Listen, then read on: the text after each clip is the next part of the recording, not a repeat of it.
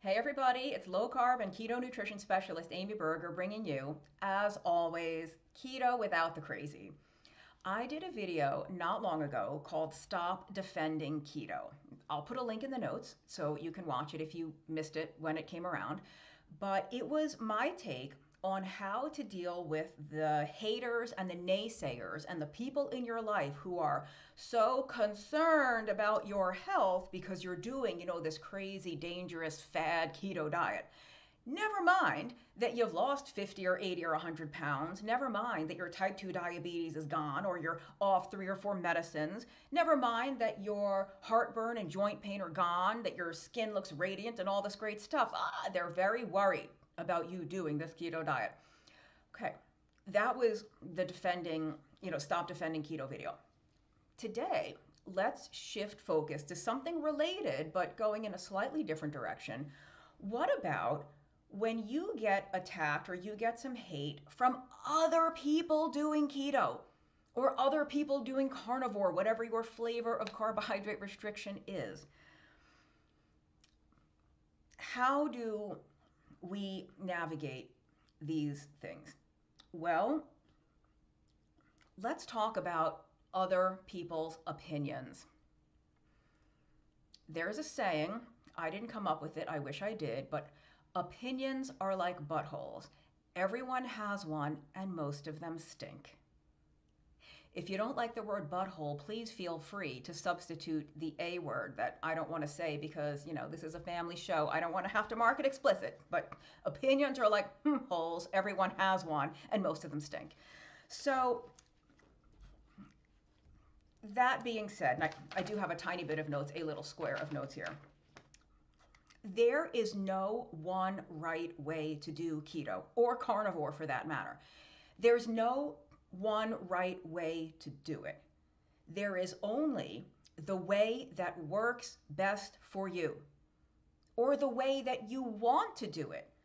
Maybe there's a way that would work a little better for you, but you don't want to do that. You don't want to give up XY foods, or you don't want to start adding in AB foods, whatever. There's only the keto that you want to do, are willing to do, can stick to, and is working well, and that satisfies you with the results you're getting. Let me repeat myself because it is really important for some of you to hear this. There's no one right way to do keto. A lot of different things work. Some people need a 3-to-1 or 4-to-1, like medically therapeutic epilepsy ketogenic diet. Like very, very different from what might work for someone who doesn't need something so strict. So before I go down all those rabbit holes, I just want to, we don't really feel a need to defend ourselves or feel so attacked in any other area of our lives, right? I mean, as one example, when relaxation comes up, people might say, oh, especially for women, I know I'm stereotyping here, but we'll just go with it for now. Oh, just go to the spa, like get a massage, get a facial. That's my worst nightmare. No one should ever gift me a day at the spa. Gift me a day at the coffee shop in a comfy, big, overstuffed chair with a really good novel. That's my idea of relaxation. Or even cooking. I love to cook. I relax in the kitchen. Now, granted, I don't have kids, so there's not a lot of like toddlers underfoot and all this, but I once heard somebody once said, some people escape from the kitchen, some people escape to the kitchen. I'm an escape to the kitchen person, and not necessarily to eat, but to cook because I love cooking. I enjoy washing dishes. I do. I have a dishwasher. I almost never use it because washing dishes to me is relaxing. Now, I live alone, so I'm not washing dishes of a family of 4, 3 meals a day, and like there's a bajillion dishes. So I understand my situation's different, but even so, I like laundry. I find laundry relaxing, and I know some other people like folding laundry, putting away laundry is their most hated thing on the planet, and so they'll wash the clothes, they'll do the laundry, but then it never actually gets put away. They just pick it out of the laundry basket all week or whatever. So the point is, what works for me, what suits me well, what I enjoy might be very, very different from what suits someone else and what someone else enjoys and what someone else wants to do. And the same is true for keto. So you have to develop the confidence and the self-assurance to do keto in the way that works the best for you. And if that means you're drinking diet soda, or you're using artificial sweeteners in some other way, or you are using regular ranch dressing or blue cheese dressing from the store that's made with soybean oil or canola oil, then you go right ahead and do that. If you are happy with how things are going, if you are accomplishing or you're on your way to accomplishing whatever goals you may have, be it losing body fat, reversing your type 2 diabetes, reversing your PCOS, getting rid of migraines, whatever, if you are satisfied with how you are progressing toward those ends, and if your blood work looks good or it's improving, it's looking much better than it was, then none of that stuff is a problem for you, is it? I know that, and those are just 3 specific examples that come up a lot, right? Or let's say you're eating regular supermarket grocery store chicken, regular supermarket pork. You're not buying from a local farm. You're not buying, completely grass finished, pastured meats. You're not buying raw dairy, like whatever the thing is that somebody out there is waving their finger at you and telling you, oh, you shouldn't do that. That's bad. That's poison. Well, is it? Is it really? If you look and feel great, or you're looking and feeling better, and it just keeps getting better every day, every month, is it killing you if all your blood work looks great or is on the way to looking great? It's massively improved from where it was. So if we get so puritanical and so snooty and so uppity about food, we are going to put up a wall to some of the people that need keto the most. Some of the people that are, let's say, economically underprivileged, underserved populations who are suffering from things like type 2 diabetes and cardiovascular disease and obesity the most. They can't afford your $11 fancy schmancy avocado oil mayonnaise. They can't afford, $9 a pound for the pastured ground beef. Those of you that can, great. God bless. Go in, you do your keto. But it really upsets me sometimes, that's kind of putting it lightly, when I see these debates. And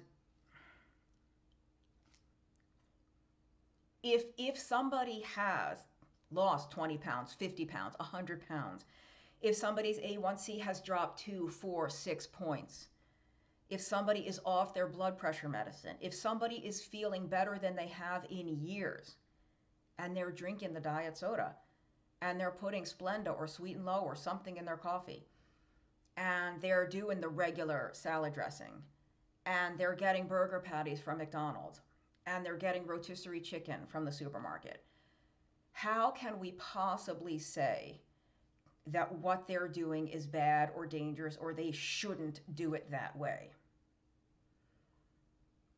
Now, that being said, many of us start keto a certain way, and then we gradually progress over time in those directions. We may start to cut back on some of those sweeteners, or those of us who have the financial means might choose to spend more of our food dollars at a farmer's market or a local farm or whatever, but it's not necessary. Thank goodness. Because if we all had to follow all of those rules, which, by the way, never existed, like when I was new to low carb in the early, circa, 2000, 2001, even like 1999, nobody really talked about any of this. And thank goodness this all isn't required because there's a lot of people out there who can't afford that stuff. And there's a lot of people out there who just want this to be as simple and straightforward as possible. They're not going to make everything from scratch. They're not going to make everything homemade. And thank goodness we don't have to. You can get great results without that. And I'm not, this is all right. This is going in a different direction than I wanted it to. I'm not here to make the case that all that stuff is fine because I already know it is. You know, every doctor who specializes in this, every doctor, every nurse practitioner, whoever that you've seen present at all of these low carb conferences and these keto conferences, I can guarantee you they have scores and scores of patients who just eat what we would call regular food. They go to the regular supermarket, they buy the conventionally raised animal product, they buy the non-organic whatever, and it's fine. They're doing amazingly. So I know it works that way. And Dr. Westman, I know all of you kind of know who Dr. Westman is. He considers it a point of pride when people call his approach lazy, dirty keto. And I think even in our book, End Your Carb Confusion, we said, well, is it lazy, dirty keto, or is it simple, straightforward, uncomplicated, affordable keto? Is it keto for people in the real world? Keto for people on a budget with a lot of obligations, with a lot of time commitments? Is it keto for like real world people who don't want to turn their diet and their food into a full-time job? So if you are eating some of these things and you are doing well and you're happy with how it's going, then keep eating them. They are obviously not holding you back. And don't, you know that saying, if it ain't broke, don't fix it. I'm sure there's similar sayings in other languages. And those of you who are not native speakers of English, that's the way the phrase is. If it ain't broke, it should be, if it isn't broken, don't fix it. But it's slang, it's vernacular, if it ain't broke. So yeah, if you're doing well, then whatever you're doing is clearly not a problem.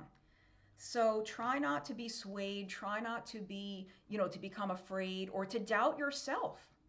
Listen to your own body, look at your own labs, your own blood work. Who cares what some bozo on the internet is telling you to do? Who has no idea about your situation, no idea about what your preferences are or what your needs are, what your budget is. You do your keto, and you do keto in the way that works for you. And I guess let me share one little thing here from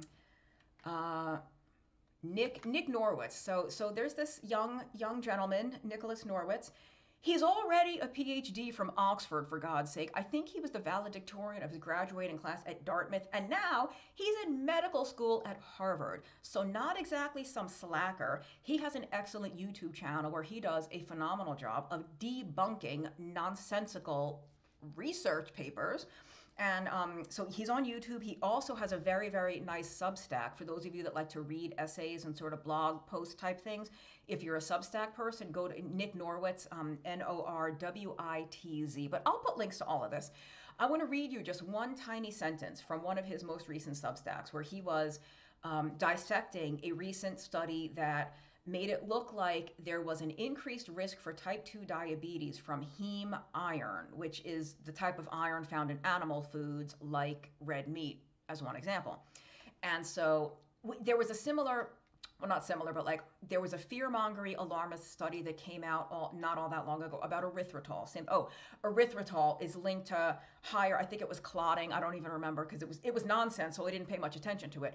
But I think it was increased risk of clotting or something. And lots of us use erythritol on the regular and we have no problem, like no clotting issues. We feel great. We look great. Keto's working great. Our blood work is great. So how bad can this possibly be?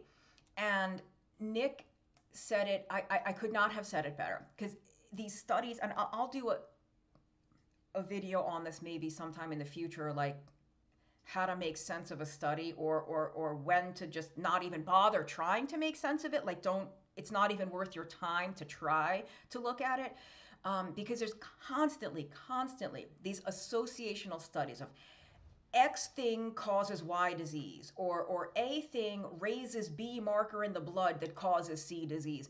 And 9 times out of 10, if not 9.8 times out of 10, it's a complete misrepresentation. It's a complete just, I guess that's all I can say, a misrepresentation of what the data actually show and of what the conclusions actually should be. It is usually blown so far out of proportion and is so disproportionate to what the numbers really showed. And so the way that Nick said it is, again, I couldn't have said it better myself. If a study says X containing food is associated with Y bad markers and Z bad outcome, but you eat a lot of X containing food and your markers are excellent, well, the conclusion should be obvious. Yeah, so for example, if you consume a lot of erythritol, but erythritol, or I think in the study, it wasn't even consumption of erythritol, it was like the serum blood level of erythritol, which first of all, those two are like unrelated. But so if you consume a lot of erythritol and erythritol is associated with higher risk for clotting, but all your clotting factors are totally normal, then I guess you don't have to worry. I guess erythritol is not a problem for you. If heme iron increases risk for type 2 diabetes, but you eat a crap ton of red meat and a crap ton of other iron containing foods, and your iron levels are not off the charts, and your A1C is perfectly normal, if not like kind of low normal, your insulin is low normal, your blood sugar is low normal, you have no indications whatsoever of type 2 diabetes, then I guess heme iron isn't a problem for you. So if you like, getting back to the original message on the, do your keto and don't let the other keto haters steer you wrong. If you're eating some soybean oil dressings or some canola oil condiments, if you're eating regular supermarket pork and chicken, if you're drinking diet soda, if you're putting saccharin in your coffee, whatever it may be, and you are doing great, then as they say, keep calm and keto on. And I would say, I know I said earlier, like, oh, this applies to the carnivore diet too. Yeah, I know the carnivore diet is a little more specific because some people use it for like really severe, intractable, otherwise impossible to treat autoimmune issues or just other things that we don't really have an explanation for, but they seem to get better on carnivore. Some people seem to get the best results on a carnivore diet when they eat nothing but red meat and water, right? They call it the lion diet. I kind of cringe when I even say that, but like nothing but red meat and water, sometimes red meat and salt. But other people do a carnivore diet and thrive and get amazing results eating red meat, but also eggs, seafood, poultry, pork, all the different types, game meats, all the various animal proteins. So some people don't do dairy. Like, yeah, did I say dairy before? Some people can include dairy. For some people, dairy is a disaster. There is no one right way. There is only the way that works best for you. And I'm kind of famous, I hope, for saying that what works best for you now might not be what works best for you 6 months from now or 5 years from now, or what worked best for you 6 months ago or 5 years ago might not be what you need now. Our bodies change, we get older, we get healthier, and something that worked for us when we were 200 pounds heavier might not be what will work best now. Anyway, let me close out. We're coming up on 20 minutes. Really, truly, I hope that helps some of you. I think there are so many people out there waving their fingers and being alarmist and scaring the ever-living crap out of you, and it took a lot for me to just say crap there, who are scaring the daylights out of you over food stuff. And I hope that I am a source of calm and sanity and reason in all this, because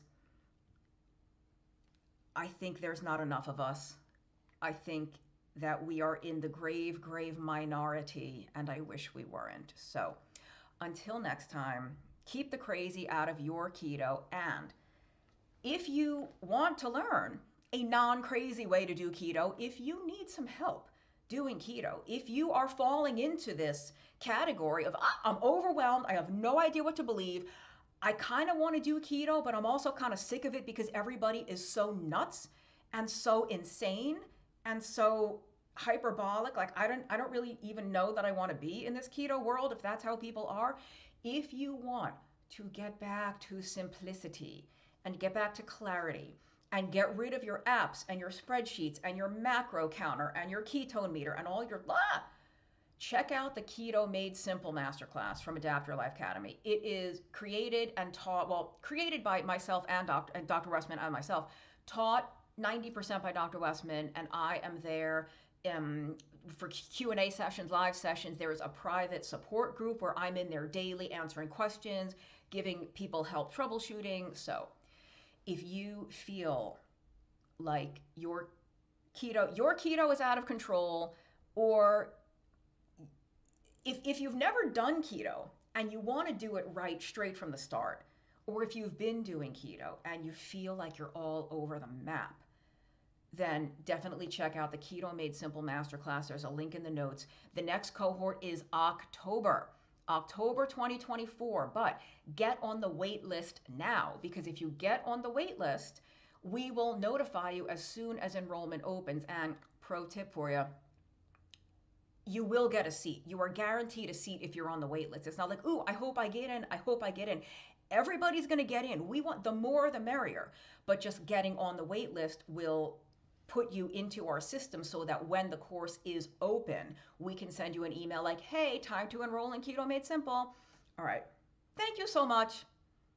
I hope I see you in the Keto Made Simple Masterclass, but if not, I will repeat. Always keep the crazy out of your keto. See you next time.